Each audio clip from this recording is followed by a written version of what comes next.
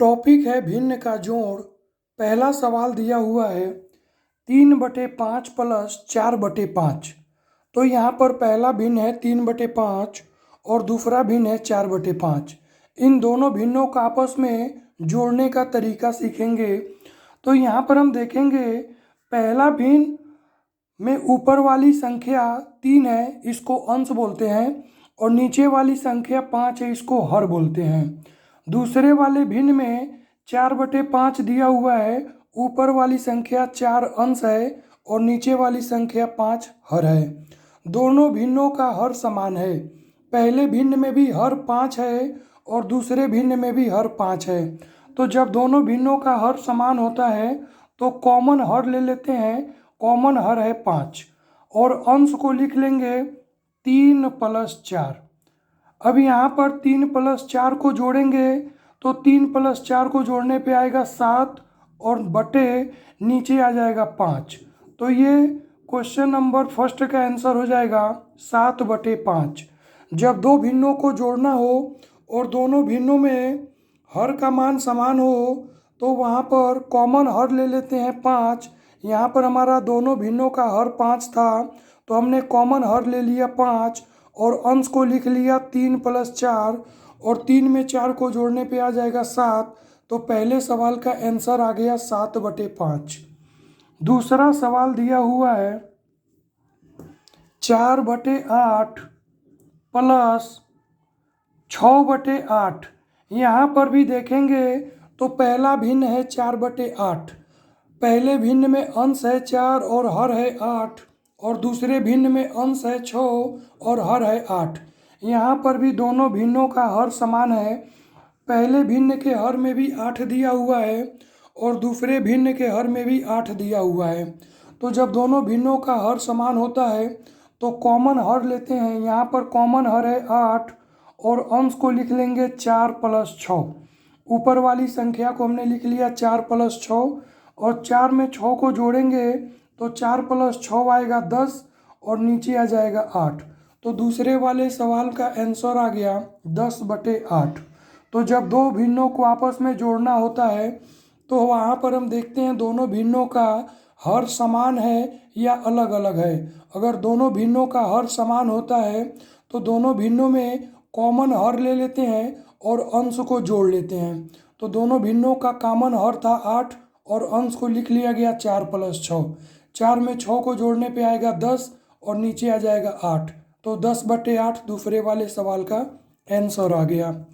Question number third में दिया हुआ है पहला भिन्न है 5/8 और प्लस दूसरा भिन्न है 9/4।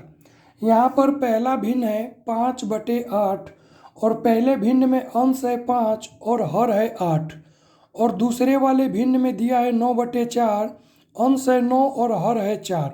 यहाँ पर देखेंगे तो दोनों भिन्नों का हर समान नहीं है। दोनों भिन्नों का हर अलग अलग है। पहले भिन्न का हर 8 है तो दूसरे भिन्न का हर 4 है। तो यहाँ पर हम दोनों भिन्नों के हर का एलसीएम लेंगे। एलसीएम लेने का तरीका है 8 और 4 को हम यहाँ पर लघुत्तम समापवर्त निकालेंगे। पहले इसको हम 2 से भाग देंगे, सबसे छोटी संख्या से। 2 से देखेंगे ये कितने बार में विभाजित हो रहा है। तो 2 चौको 8, 4 बार में विभाजित हुआ। फिर 4 को भाग देंगे, 2 दूनी 4। फिर 2 से भाग देंगे, 2 दूनी 4 और 2 कने 2। फिर 2 से भाग देंगे, 2 कने 2।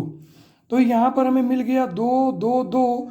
तो 2 दूनी 4 दूनी 8। तो इन दोनों भिन्नों के हर का लघुत्तम समापवर्तक एलसीएम आ गया 8। यहाँ पर जो वैल्यू आता है यही एलसीएम होता है। तो 2 का 2 में गुणा करेंगे, 2 दूनी 4 और 4 का 2 में गुणा करेंगे तो 8। तो यहाँ पर हमें मिल गया एलसीएम 8। अब इस 8 को पहले वाले भिन्न के हर से भाग देंगे तो 8 को 8 में भाग देंगे तो आएगा 1 और 1 को इस 8 के अंश में गुणा करेंगे तो आएगा 1 × 5 प्लस फिर इस एलसीएम 8 में भाग देंगे 4 से तो 8 भागा 4 आएगा 2 और 2 को इस 4 के ऊपर वाले में गुणा करेंगे तो आएगा 2 × 9। तो यहाँ पर इसको हल करेंगे, 1 में 5 का गुणा करेंगे तो 1 × 5 आएगा 5 और प्लस 2 का गुणा 9 में करेंगे तो 2 9 18 और नीचे आ जाएगा हर में 8। 18 में 5 जोड़ेंगे तो 18 5 आ जाएगा 23 और बटे 8। तो क्वेश्चन नंबर थर्ड का आंसर आ गया 23 बटे 8। क्वेश्चन नंबर थर्ड में दो भिन्नों का जोड़ दिया हुआ था, लेकिन दोनों भिन्नों का हर अलग अलग था। पहले भिन्न का हर था 8 और दूसरे भिन्न का हर था 4। तो यहाँ पर जब दोनों भिन्नों का हर अलग अलग है तो हमने दोनों भिन्नों के हर का एलसीएम ले लिया। एलसीएम लेने का तरीका है 8 और 4 को पहले भाग देंगे 2 से देखेंगे दोनों कितनी बार में विभाजित हो रहे हैं।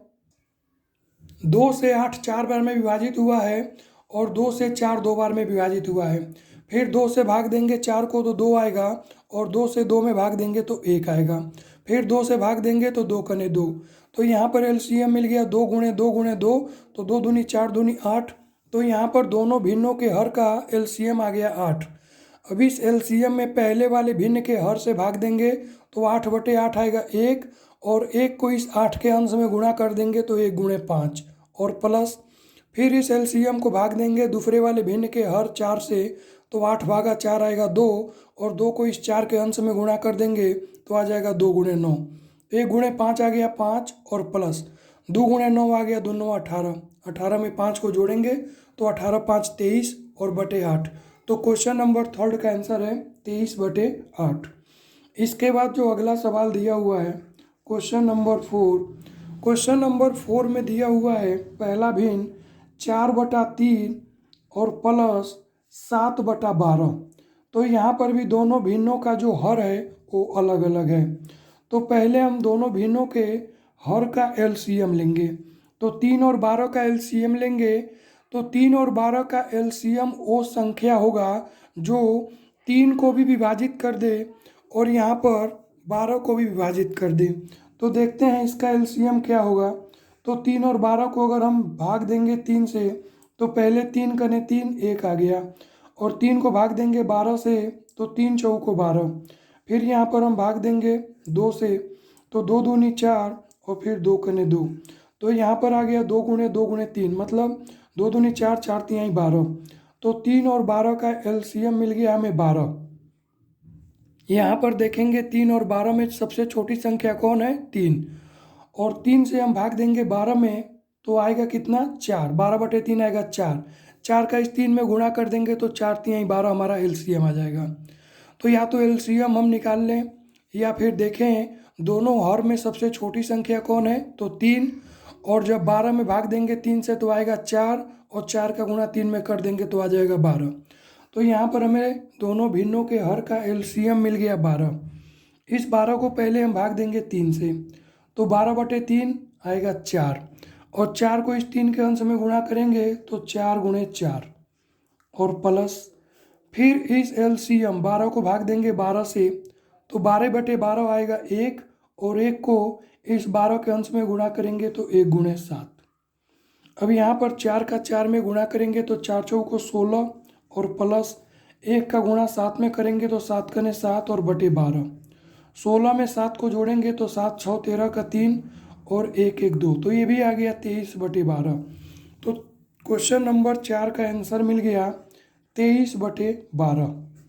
तो जब दो भिन्नों का हर अलग अलग हो तो दोनों भिन्नों के हर का एलसीएम लेते हैं।